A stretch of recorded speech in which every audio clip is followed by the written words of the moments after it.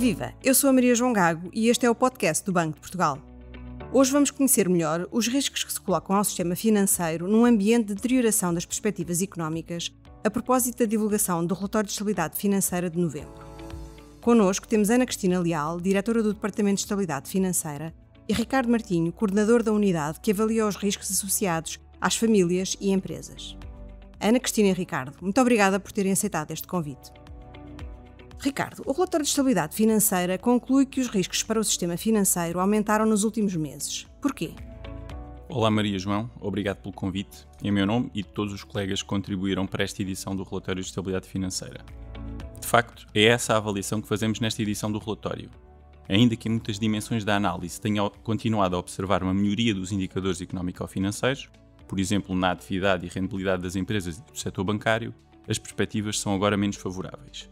De forma um pouco mais concreta, e ainda que não possa ser identificado como a única causa para os desenvolvimentos recentes, o prolongamento da invasão da Ucrânia tem afetado indiretamente a economia portuguesa e contribuído para o aumento da inflação, para a subida das taxas de juros, para a perda de rendimento real e para a redução da procura externa.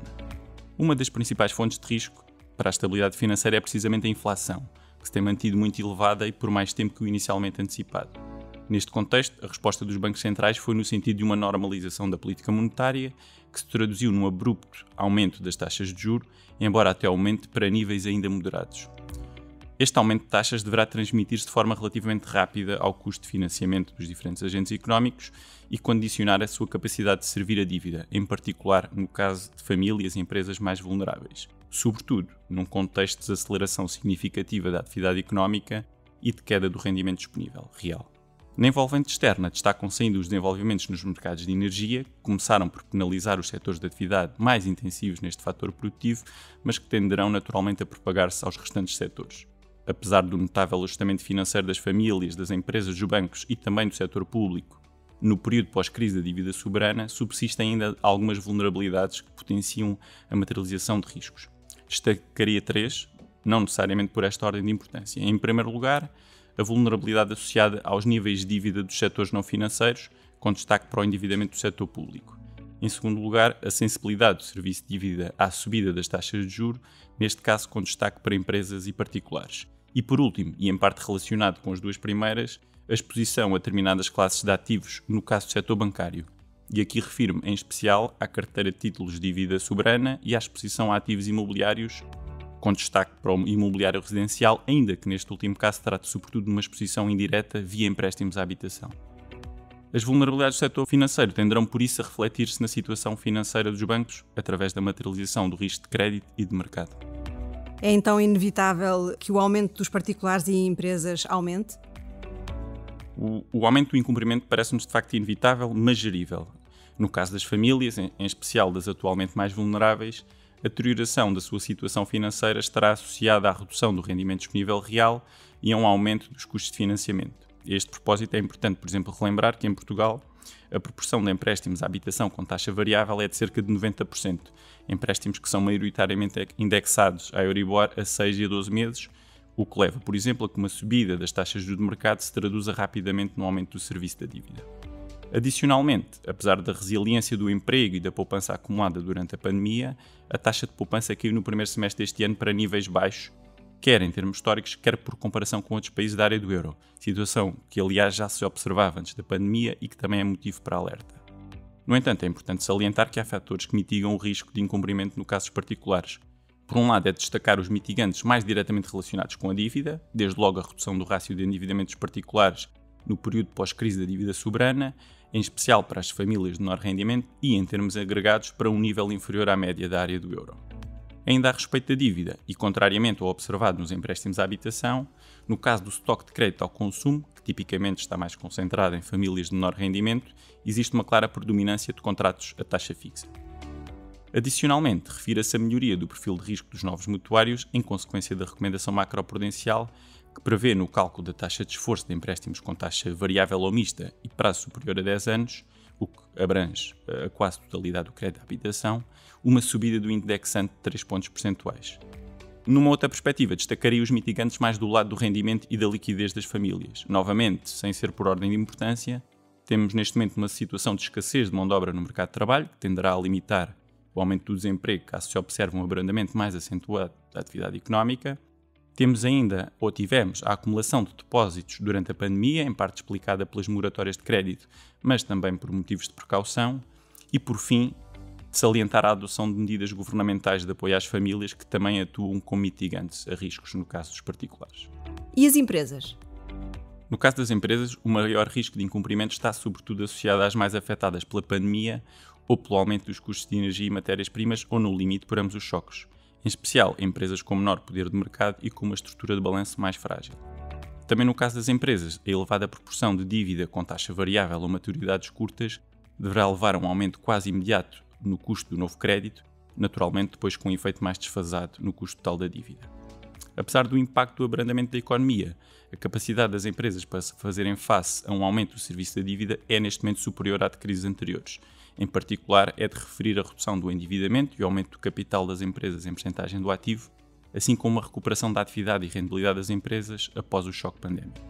Também no caso das empresas, a acumulação de depósitos durante a pandemia, incluindo por parte de empresas dos setores mais afetados, e as medidas de apoio adotadas pelo Governo deverão mitigar o risco de incumprimento. Concluindo, esta avaliação de risco que descrevi realça a importância do setor bancário, por um lado, continuar a adotar uma abordagem proativa na avaliação da capacidade de pagamento dos seus clientes, e, se necessário, na adequação das condições dos empréstimos, e, por outro, a importância de continuar a seguir práticas adequadas de provisionamento e de conservação de capital, promovendo ao mesmo tempo a sua capacidade de absorver perdas e continuar a financiar a economia.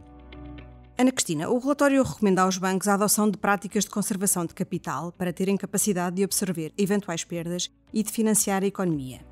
Isto significa que os bancos devem ser cautelosos na distribuição de dividendos?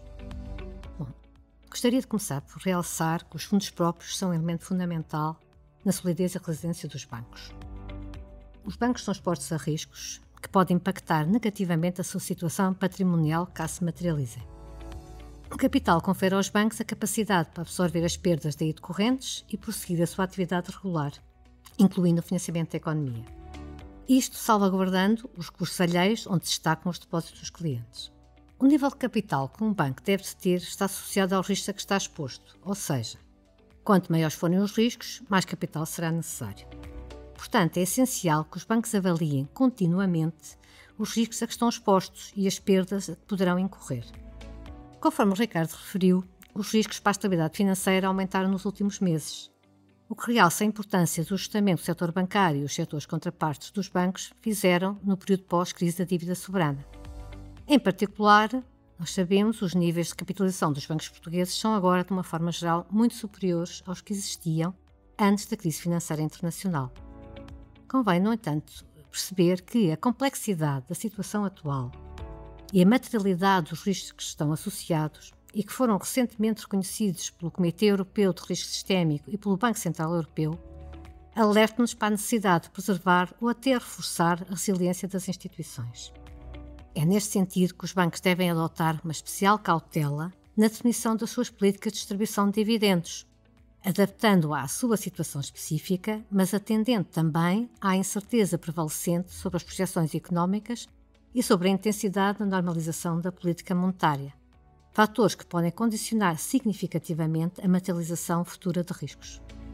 Face aos riscos identificados, o que é que o Banco de Portugal pode fazer para salvaguardar a resiliência do sistema financeiro e também dos devedores? De forma relacionada com a questão anterior, gostaria de dizer que compete ao Banco de Portugal contribuir para a monitorização contínua da resiliência do sistema financeiro e dos mutuários.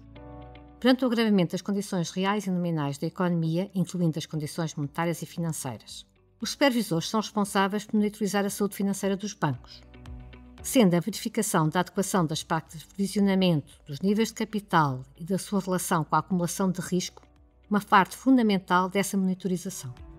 Em termos macroprudenciais, o Banco de Portugal identifica e avalia continuamente fontes de risco sistémico. Ainda que em situações de materialização aguda do risco das autoridades macroprudenciais poderem adotar medidas de flexibilização de capital, deve realçar-se que a política macroprudencial tem uma natureza eminentemente preventiva. E deste modo, no contexto atual da subida das taxas de juros, a maior prudência na concessão de crédito induzida pela recomendação macroprudencial para os novos créditos às famílias é assim particularmente relevante. Muito bem, Ana Cristina e Ricardo, muito obrigada por terem aceitado este convite e até breve para uma nova conversa. A edição de novembro do Relatório de Estabilidade Financeira está disponível no site do Banco de Portugal, em bportugal.pt, e siga-nos também no Twitter, LinkedIn e Instagram.